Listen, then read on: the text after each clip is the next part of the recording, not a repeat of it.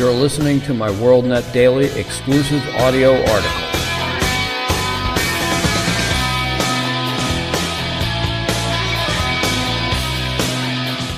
Today's WorldNet Daily exclusive audio article is entitled, "There is a Tsunami of Authoritarianism Coming."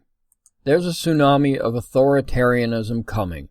In fact, depending on the final results of the presidential election, we conservatives may get swept up in its undertow sooner than we think.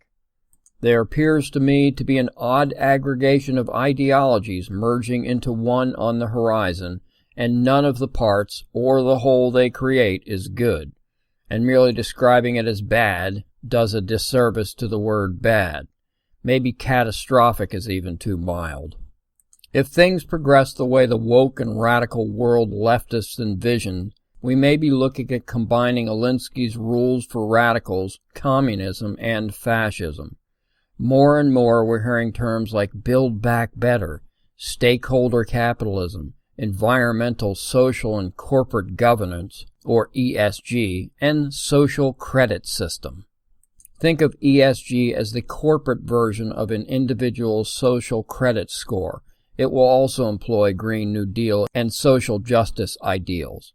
By sheer coincidence, leftists seemingly worldwide have begun using the phrase, build back better. This refers to a world they envision post-Great Reset. It's a vision of resetting global economies away from free market American-style capitalism to stakeholder capitalism, instituted and controlled through the World Economic Forum, or WEF, a collection of the world's billionaire know-it-alls. The WEF sets forth rules for corporations to abide by, or the aforementioned ESG. Corporations will be expected to comply with not governmental rules, but WEF guidelines. But don't get the idea that governments aren't fully on board. They are.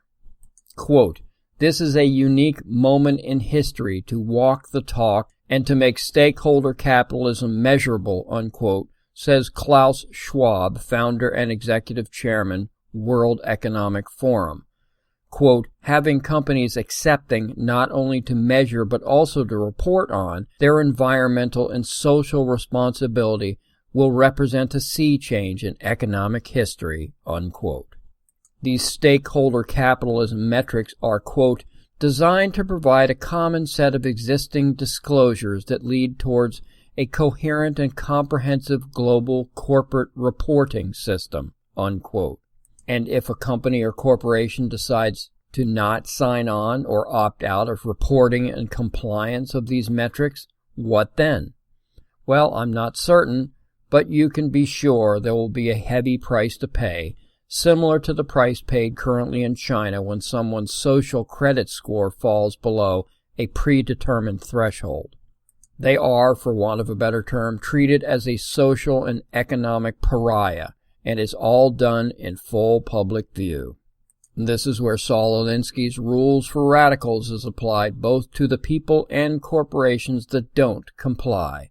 His last, or 13th rule, quote, "pick the target, freeze it, personalize it, and polarize it," unquote. Now, many conservatives believe, for good reason, that these world forces wish to tear down capitalism and reset to communism. I'm not sure about that. It seems to me the WEF ESG system will be more at home with fascism. For those unfamiliar, communism and fascism are similar in many regards. The major difference between the two is that with communism, the state owns and controls everything, including all production.